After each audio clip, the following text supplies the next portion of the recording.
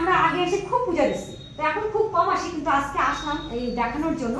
তো এখানে পূজা করি, এই যে দেখো মন্দির ঠাকুরটা আছে এখানে, ঠাকুরটা এখানে পূজা দেয়, সবাই এখানটা পূজা দেয়, ঠিক আছে। এই যে এখানে শিবেরিটা আছে, এখানে এসে সবাই পূজা দেয়। এখানে যখন মানসিক করে, মানসিক খুলে সবার মনোবাঞ্ছা পূর্ণ হয়।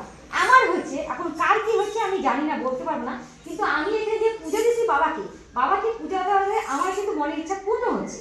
তারপরে এখানে হনুমানজি আছে, হনুমানজিকেও ওখানে অনেকে পুজো দেওয়া এসে পড়ে। এই বাবাকে সবাই মানে, সবাই মানে বাবাকে, ঠিক আছে, সবাই মানে। তোমরা সবাই যদি কারো কোনো ইচ্ছা থাকে তোমরা এখানে আসতে পারো, পূজাও দিতে পারো।